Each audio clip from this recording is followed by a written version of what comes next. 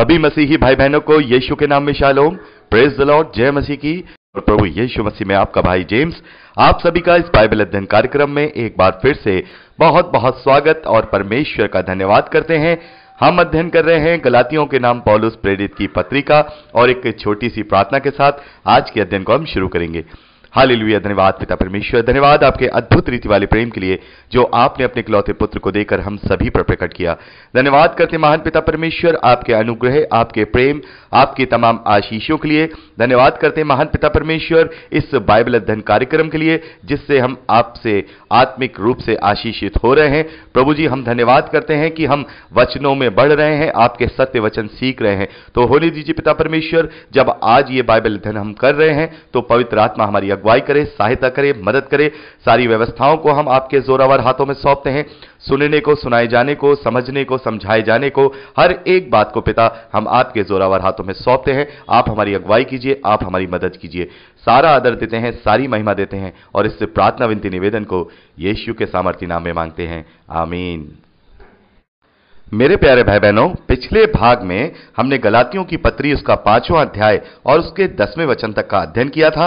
अब समय है कि हम उसके 11वें वचन से आगे का अध्ययन करें। यहां पर 11वें और 12वें वचन में पौलुस कहते हैं, परंतु हे भाइयों, यदि मैं अब तक खतना का प्रचार करता हूं तो क्यों अब तक सताया जाता हूं?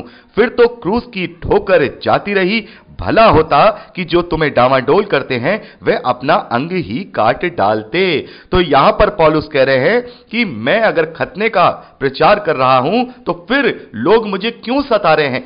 मेरे प्यारे भाई बहनों, एक्चुअली में वहां पर जो लोग इस प्रकार का जो प्रचार कर रहे थे कि तुम्हें व्यवस्था का पालन करना है, तुम्हें खतना कराना चाहिए, तो वो इस प्रकार का भी दुष्प्रचार वहां कर रहे थे कि पौलुस केवल अन्य जातियों में ही इस प्रकार का प्रचार कर रहा है, लेकिन वो यहूदियों में इस प्रकार का प्रचार नहीं करता। वो यहूदियों में कहता है कि नहीं, तुम्हें व्यवस्था का पालन करना चाहिए, तुम्हें खतना का पालन करना चाहिए। वो खुद व्यवस्था को पालन करता है, लेकिन अन्य जातियों को इन सारी चीजों से दूर रखकर उन्हें उनके उद्धार से दूर करना चाहता है। तो इस प्रकार का जो गलत एक उसके विषय में वहां पर लोगों के बीच में संदेश दिया जा रहा था कि पौलुस केवल अपनी कलीसिया की संख्या बढ़ाने के लिए इस तरीके की बातें कर रहा है, और वो यहूदियों में तो कहता है कि उससे ये सारी चीजें करनी चाहिए, लेकिन ये तुम लोगों को उस व्यवस्था के कामों से दूर रखना चाहता है। तो पौलुस यहां पर अपनी सफाई देते हुए उन्हें लिख रहे हैं, परंतु हे भाइयों, यदि मैं खतना का प्रचार करता हूं तो फिर वो लोग मुझे क्यों सताते हैं?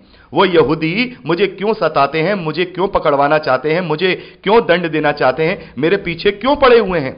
ये सोचने की बात है। पौलुस यहां पर उन्हें बता रहे हैं कि मैंने कोई खतने का प्रचार कहीं भी किसी भी रीति से नहीं किया है, क्योंकि अगर मैं ऐसा करता तो फिर क्रूस की ठोकर जाती रहती। तो यहां पर पौलुस कह रहे हैं, यदि मैं ऐसा करूंगा तो मैं उस बलिदान को व्यर्थ ठहराऊंगा जिस बलिदान के द्वारा मुझे वो अनुग्रह मिला है, और उस अनुग्रह पर विश्वास करने के द्वारा, प्रभु यीशु मसीह पर विश्वास करने के द्वारा, उस अनुग्रह के द्वारा जो मुझे धार्मिकता मिली है, फिर मैं उसको व्यर्थ ठहराऊंगा। जैसा पौलुस ने ये कहा है कि जो क्रूस की कथा है वो नाश होने वालों के लिए मूर्खता है, लेकिन उद्धार पाने वालों के लिए सामर्थ है। तो फिर मैं क्रूस की कथा को व्यर्थ ठहरा दूंगा।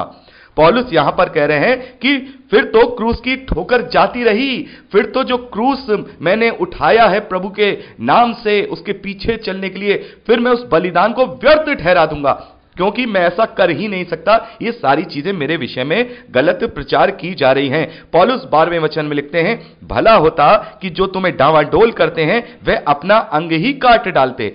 पौलुस यहां कह रहे हैं, इससे अच्छा तो यह था कि वो जिस प्रकार से व्यवस्था के पीछे चलने के लिए तुम लोगों को भरमा रहे हैं, डांवाडोल कर रहे हैं, भला होता कि वे अपना अंग ही काट डालते। तो यहां पर अपना अंग ही काट डालते का जो है दो तरीके से मतलब यहां पर निकलता है। बहुत सारे लोग ये समझते हैं कि शायद वो खतने के विषय में कह रहे हैं कि वो अपना अंग काट डालते, लेकिन यहां पर पौलुस का कहने का जो तात्पर्य है, मतलब है, वो ये नहीं है।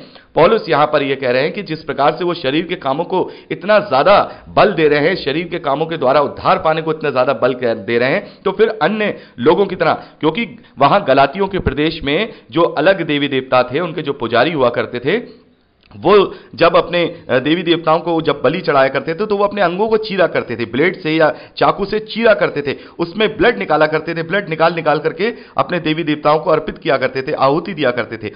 तो पौलुस उसी का एक उदाहरण देकर के उनसे कहते हैं कि जो तुम्हें डांवाडोल करते हैं तो अच्छा है कि वो अपने अंग ही काट डालें, ज्यादा ही उन्हें खतना का और इन सब चीजों का ज्यादा शौक है और उन्हें ये लग रहा है कि इन्हीं से उद्धार है, तो फिर वो अपने अंग भी काट लें, जैसे अन्य लोग काटते हैं, अपने चीर लेते हैं, अपने शरीरों को चीर करके लहू को अर्पित करते हैं, तो इस प्रकार से वो करें। तो यहां पर एक पौलुस के जो लिखने की जो शैली है उसमें एक बहुत ही ज्यादा उनके प्रति एक गुस्से का भाव है कि इस प्रकार से वो प्रभु का काम कर रहे हैं और प्रभु का प्रचार किया जा रहा है और वो इस प्रकार से शैतान की बातों में आकर शैतान के द्वारा भरमाए जाने के द्वारा वो लोगों को भरमा रहे हैं, ना ही लोगों को भरमा रहे हैं बल्कि पौलुस के खिलाफ भी वो लोगों को भड़का रहे हैं। तो पौलुस इसी प्रकार से उनसे कह रहा है कि इससे अच्छा तो तुम अपने अंग काट डालो, जैसे ये पुजारी लोग अपने सब चीर फाड़ कर लेते हैं, तो तुम भी अपनी चीर फाड़ कर लो, लेकिन तुम लोगों को डावाडोल ना करो।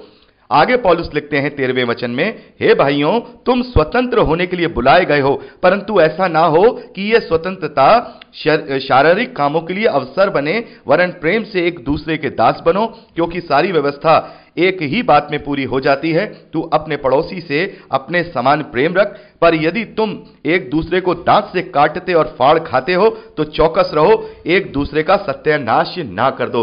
तो यहां पर पौलुस कह रहे हैं कि तुम भले ही स्वतंत्र होने के लिए बुलाए गए हो, लेकिन इस स्वतंत्रता को लेकर के कहीं ऐसा ना हो कि तुम अपनी शारीरिक अभिलाषाओं में फंस जाओ। यह स्वतंत्रता केवल तुम्हें आडंबर के कामों से दी गई है, जो धार्मिक कार्य हैं, जो धार्मिक अनुष्ठान हैं, जो विधि विधान हैं, उनसे यह स्वतंत्रता तुम्हें दी गई है, ना कि भले कार्यों से।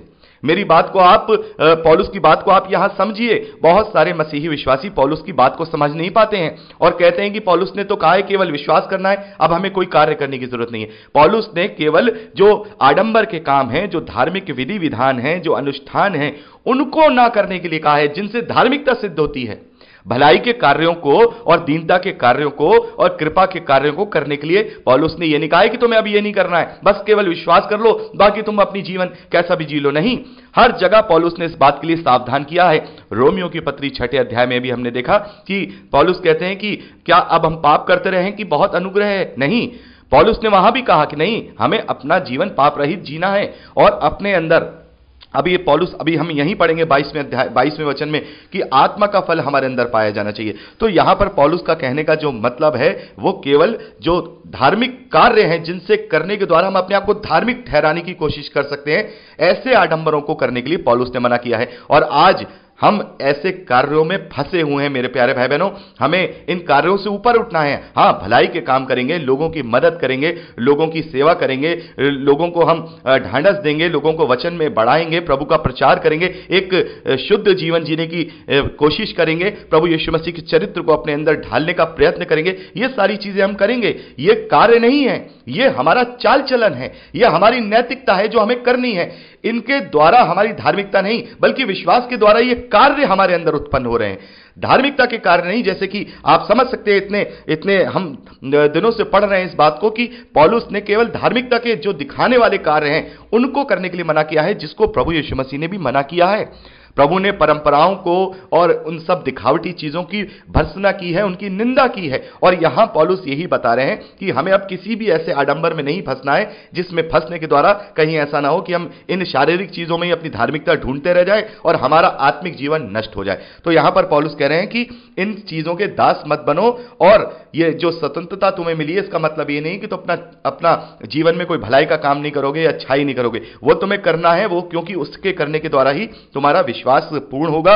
और पौलुस ने बहुत ही अच्छा एग्जाम्पल यहां प्रेम का दिया है। और पहला कुरिन्थियों 13वां अध्याय, उसमें भी पौलुस ने प्रेम का ही उदाहरण दिया है कि प्रेम सबसे उत्तम है। यदि हमारे अंदर प्रेम है तो सारी चीजें ऑटोमेटिकली आ जाएंगी। और प्रेम की डेफिनेशन भी वहां बहुत अच्छे से पौलुस ने दी है कि प्रेम डाहा नहीं करता, प्रेम स्वार्थी नहीं होता, प्रेम जो है निष्कपट होता है। प्रेम से ही सारी चीजें उत्पन्न होती हैं, क्योंकि परमेश्वर प्रेम है। पौलुस ने यहां प्रभु यीशु मसीह की उस आज्ञा को जो प्रभु ने दी है कि तुम अपने पड़ोसी से अपने समान प्रेम रखो, तो यहां पर पौलुस ने कह दिया है कि इस आज्ञा को ही अपने जीवन में जांचो। यदि इस आज्ञा के जरिए हर चीज को तुम जांचोगे, अपने कार्यों को, अपने उठने बैठने को, अपने चाल चलन को, तो निस्संदेह तुम्हारे जीवन में कभी भी बुराई नहीं आने पाएगी, तुम्हारे जीवन में कभी क्रोध नहीं आने पाएगा, ईर्ष्या नहीं आएगी, कभी जलन नहीं आएगी, तुम कभी एक दूसरे से अपने अंदर ईगो को नहीं लेकर के आ पाओगे। पौलुस ने यहाँ प्रभु की उस आज्ञा को भी बताया है जो प्रभु ने बताई कि तू अपने पड़ोसी से अपने समान प्रेम रख, पर यदि तुम एक दूसरे को दांत से काटते और फाड़ते, यानी दांत से काटते और फाड़ते का मतलब एक दूसरे से जलन रखना, ईर्ष्या रखना, एक दूसरे को नीचा दिखाना, तुच्छ दिखाना, एक दूसरे की टांग अड़ा देना, इस प्रकार की बातें पौलुस कहते हैं अगर आपस में रखोगे तो फिर प्रेम नहीं रख पाओगे, तुम एक दूसरे से प्रेम नहीं कर पाओगे। तो इन बातों में चौकस रहो, इस वचन से, इस आज्ञा से अपने आप को जांचते रहो, एक दूसरे का सत्यानाश ना कर दो, एक दूसरे को तुम आत्मिक जीवन में नष्ट ना कर दो। पौलुस आगे कहते हैं पर मैं कहता हूं 16वें वचन में, पर मैं कहता हूं आत्मा के अनुसार चलो तो तुम शरीर की लालसा किसी रीति से पूरी ना करोगे, क्योंकि शरीर आत्मा के विरोध में और आत्मा शरीर के विरोध में लालसा करता है, ये एक दूसरे के विरोधी हैं, इसलिए कि जो तुम करना चाहते हो वह ना करने पाओ। पौलुस यहां कह रहे हैं कि किसी भी रीति से मत चलो, किसी भी व्यवस्था के कामों के ऊपर मत चलो, किसी भी अनुष्ठान पे मत चलो, लेकिन आत्मा के अनुसार चलो, तुम शरीर की लालसा किसी रीति से पूरी ना करोगे। यदि मैं और आप, मेरे प्यारे भाई बहनों, यदि मैं और आप सच्चे रीति से आत्मा के अधीन हो जाएंगे तो हमारे अंदर पवित्र आत्मा जब वास करेगा तो हम किसी भी रीति से शारीरिक कामों को अपने जीवन में हावी नहीं होने देंगे, क्योंकि ये शरीर और आत्मा एक दूसरे के विरोधी हैं। जैसा मैं आपको पहले भी बता चुका हूं कि ये जो शरीर है ये धरती के तत्वों से मिलकर के बना है, मिट्टी से बना है, उत्पत्ति की पुस्तक में हम पढ़ते हैं। तो ये शरीर इस तत्वों से मिलकर बना है, इसलिए इन तत्वों की ही लालसा और अभिलाषा करता है। यहां के सुख, यहां की खाना, यहां का पीना, यहां का आनंद, यहां की ही सारी बातें जो शारीरिक हैं, जो नाशवान है, यानी नाशवान शरीर नाशवान चीजों की लालसा करता है, क्योंकि चाहे हम कुछ भी करें, यहां का आनंद भी नाशवान है, वो हमेशा का नहीं है, कितना भी हम आनंद उठाएं एक दिन हम उस चीज से बोर हो जाएंगे। यहां का खाना भी नाशवान है, चाहे हम कितना खाएं, जब तक पेट नहीं भरेगा तब तक ही हम खाएंगे, और फिर वो खाना भी क्या हो जाएगा, वो शरीर से बाहर निकल जाएगा। तो सारी चीजें यहां नाशवान है, यहां का आनंद से लेकर के हर एक चीज जो इस धरती पर है वो नाशवान है, उससे अपना रूप बदलना है, उसको नाश होना है, और ये शरीर भी नाशवान है और ये भी मृत्यु को प्राप्त करेगा। और आत्मा जो है परमेश्वर के स्वरूप में है, आत्मा परमेश्वर के स्वरूप में है, इसीलिए पौलुस कहते हैं कि आत्मा और शरीर दोनों एक दूसरे के विरोधी हैं। आत्मा के जो कार्य हैं, आत्मा की जो लालसा है, क्योंकि वो परमेश्वर के स्वरूप में है, परमेश्वर के स्वरूप में उसे बनाया गया है, इसीलिए वो परमेश्वर की लालसा करता है, परमेश्वर के गुणों की लालसा करता है।